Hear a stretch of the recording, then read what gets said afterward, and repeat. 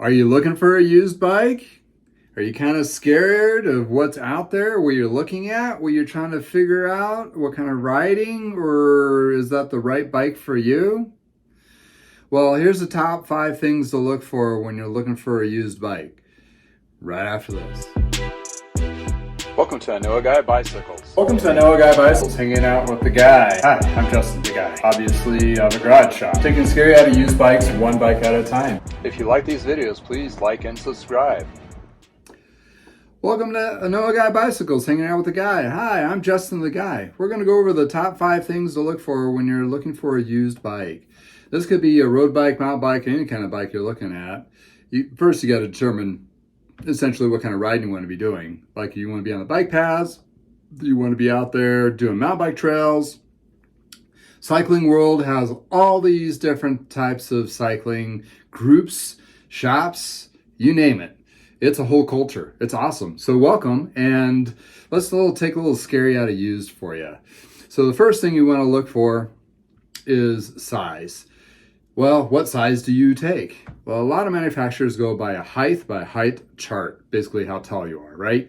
So with that in mind, you want to go through those particular size charts specific to those brands. So if you're looking at a Specialized, try to find a Specialized size chart. If you're looking at Cannondale or a Giant or a Trek, same thing. Bicycle Magazine actually has a site chart, which is kind of like the generalization of it. So it gives you a good start, but it's better to go with the manufacturing if you can and just Google it. It's just one of those things. Google Trek bikes, size chart, boom, you'll find a whole different ones out there, and click on the one that fits appropriate for your type of bike you're looking at. You got mountain bikes, you got road bikes. Mountain bikes usually measured in inches, road bikes are in centimeters. Go figure. You know, it's one of those things. And also with both, they go with small, medium, large, and extra large sometimes. So it depends on the brand. And that can work and gets kind of a little muddled and a little kind of scary. But definitely go to the manufacturer size chart. The size chart will get you there quickest, as in figuring out what size you need. You can go to geometrygeeks.com to actually determine if that's the right measurements for that bike. So in other words, if you have a bike you're looking at, and they don't have a size marked on there, you can ask for certain measurements on that related to this geeks.com one, and hopefully you can find the bike and be able to cross-reference it to what size it is. So it's either a 58 centimeter or 56. Sometimes those sizes overlap a little bit. To my knowledge, to my experience, basically I try to keep those on the smaller, you try to go with a smaller bike versus a too big bike. Don't stretch yourself out, and try to not force yourself to fit a bike that does not fit you. It's not going to be good. And before you know it, you're going to be selling that bike to a guy like me later because you just didn't really get into it because it's the wrong size or it didn't ride very well for you. So number one, size is the biggest thing. Make sure it's the right size. It doesn't matter if it's the best deal in the world. It's not going to work for you. The other 3 parts, and this biggest part I'm going to talk about at the end, but the other 3 parts are very technical specific. I'm going to break it down. When you look at a bike, you got 3 things. Number 2 would be the frame and fork. Number 3 of the top 5 would be the componentry, the shifting and the braking. And number 3 or 4 would be the wheels. Let's go with the frame. The frame is pretty important. You want to make sure it's pretty clean, doesn't have any scuffing and marks, and that may consider to be damaged, unrideable, that kind of thing. It could have some little wear and tear, but you want to inspect it, even on the bottom part. That's where I found most of my damage on carbon frames, is the hidden little area. So you want to take a rag and clean it off and inspect it, make sure it's pretty good and pristine to the most part. So that's something you definitely want to look into.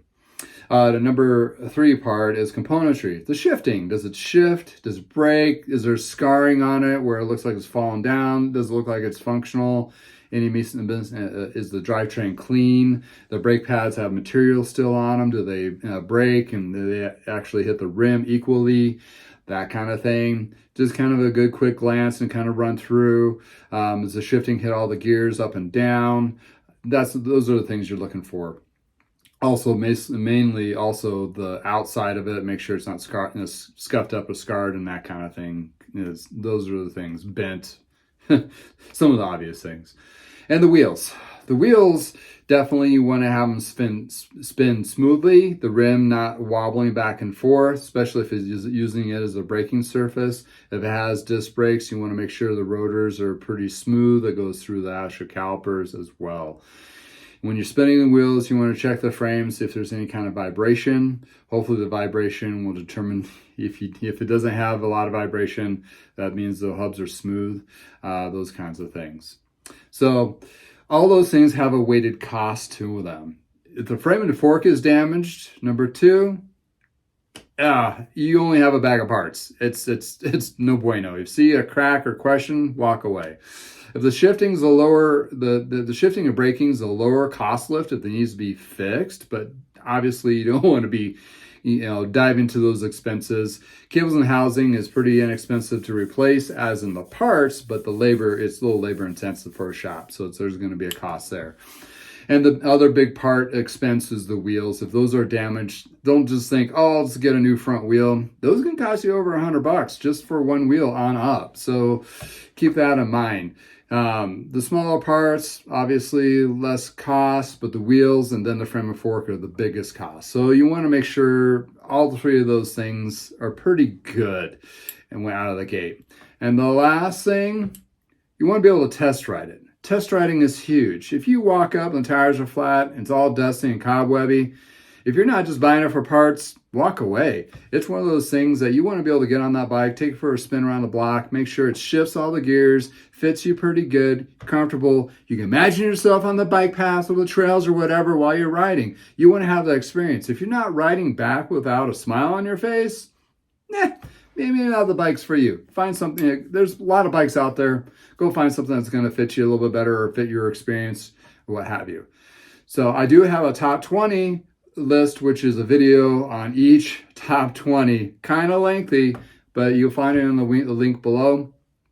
It goes in really in deep details if you want to spend that time. But here's a quick 5 or 6 little bullet points for the five things you want to look for. Make sure you get yourself at least a good foot forward onto a used bike. Thank you for spending some time with me. Good luck on your adventure. I hope you have a wonderful day.